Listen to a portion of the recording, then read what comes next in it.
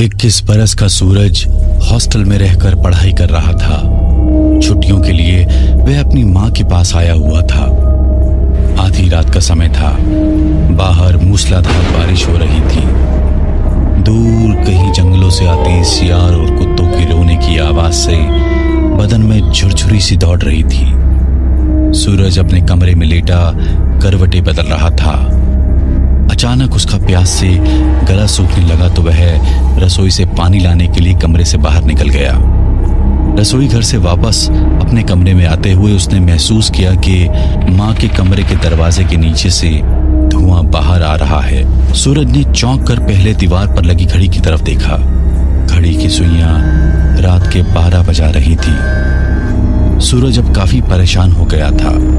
वह समझ नहीं पा रहा था कि इतनी रात गए माँ के कमरे से धुआं क्यों और कैसे निकल रहा है। अपनी शंका का समाधान करने के लिए वह माँ के कमरे की ओर बढ़ने लगा। कमरे के बाहर पहुंचने पर उसे फुसफुसाकर मंत्र पढ़ने की आवाज सुनाई देने लगी। अपने मन में चल रही उथल पुथल को शांत करने के लिए वह माँ के कमरे में खुलने वाली आंगन की खिड़की के पास आया और कमरे में झांकने लगा।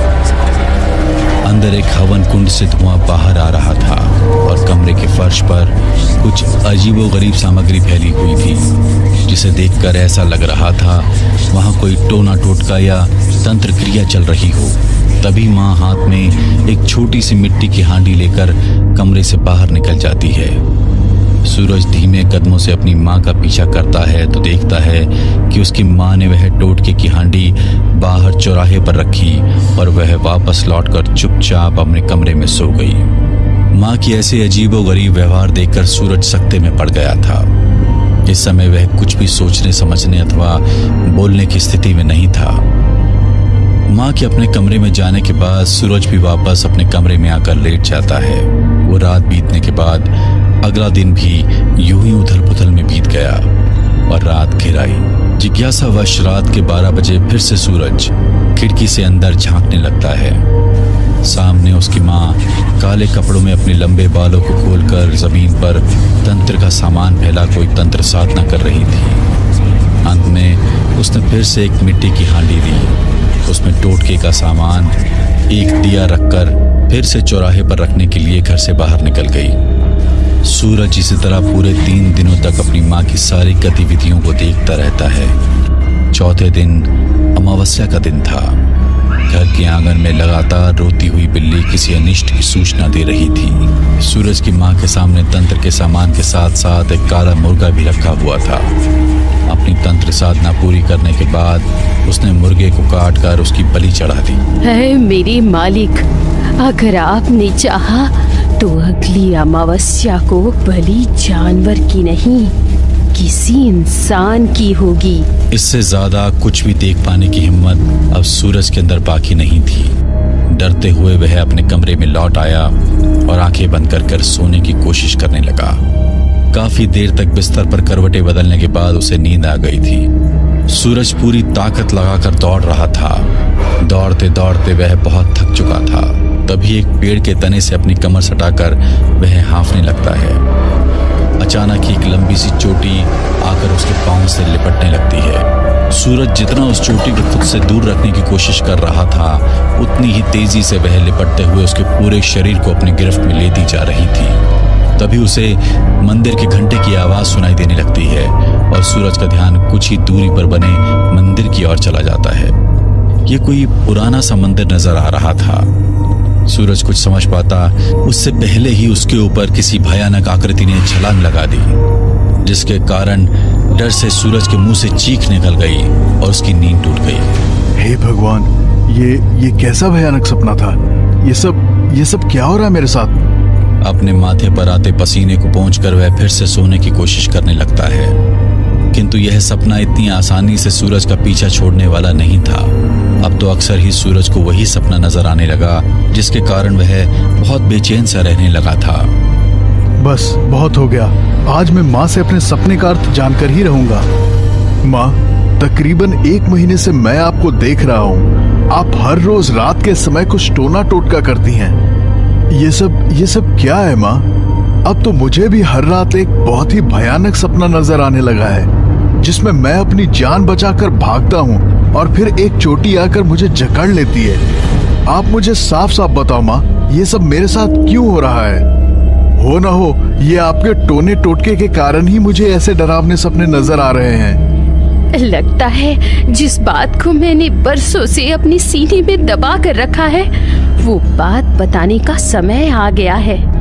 बेटा, जिसे तुम मेरा टोना टोटका और तंत्र समझ रहे हो, वो कोई टोटका नहीं है, बल्कि तुम्हारी रक्षा के लिए किए गए मेरे प्रयास हैं। क्या आप बहकी बहकी बातें कर रही हो माँ? मैंने खुद अपनी आंखों से तुम्हें वो सब करते हुए देखा है, और मुझे किस बात का खतरा है जो तुम मेरी रक्षा कर रही हो? मेरी बात ध्यान से सुनो। तेरे पिता कोई आम इंसान नहीं थे। उन्होंने शमशान से साधना की सिद्धियां प्राप्त की हुई थी।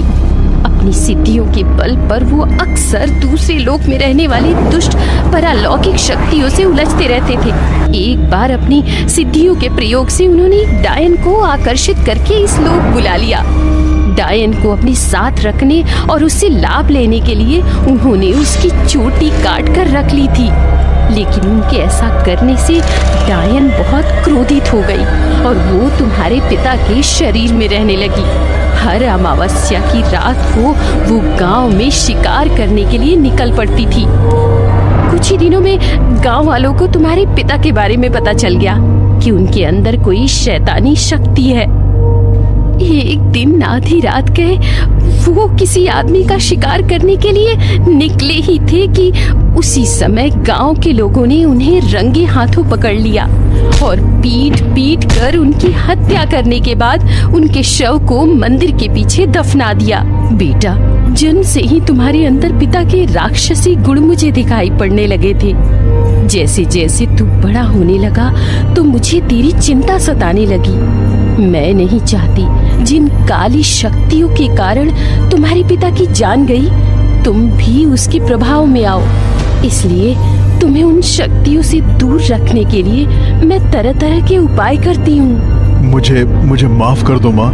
पूरा सच जाने बिना मैंने आप पर शक किया। मुझे आप पर पूरा यकीन हो गया है।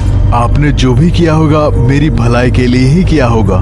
समय बीतने लगता है और सूरज को कॉलेज की तरफ से एक ट्रिप पर पहाड़ों में भेजा जाता है। यही पास में ही हमारा पुश्तैनी गांव है। एक बार जाकर देखना चाहिए हमारा गांव और घर कैसा था, और वो मंदिर कौन सा है जहां पिताजी को दफनाया गया था। ऐसा सोचकर सूरज अपने गांव डुमरी पहुंच जाता है। जैसे ही सूरज गांव में कदम रखता है, चमगादड़ों के झुंड बेचैन होकर यहाँ वहाँ फड़फड़ाने लगते हैं। कौन हो तुम? तुम तो हूबहू हरीश जैसे दिखते हो। क्या आप उन्हें जानते हैं? हरीश मेरे पिता थे। हाँ बेटा, मैं उसे जानता हूँ। वो मेरा बहुत अच्छा मित्र था। उसके साथ बहुत बुरा हुआ था। लेकिन तुम यहाँ कैसे पहुंचे? तुम्हें तो वो डायन उठाकर ले गई थी ना? ये आप क्या कह रहे हैं? मुझे कोई डायन नहीं ले गई थी काका। मैं तो अपनी माँ के साथ रहता हूँ। नहीं बेटा, उस डायन ने तुम्हारे माँ पापा और दादा दादी को खत्म कर दिया था और तुम्हें उठा कर ले गई थी। 15 बरस पहले की बात है। इस गांव के काली मंदिर में एक औरत रात के 12 बजे पूजा करने आती थी और माँ काली को अजीबो गरीब चीजें चढ़ाया करती थी। पूरे गांव में इस घटना के कारण सनसनी फैली हुई थी। कभी मंदिर में खून पड़ा मिलता था तो कभी हड्डियां दिखाई देती थी।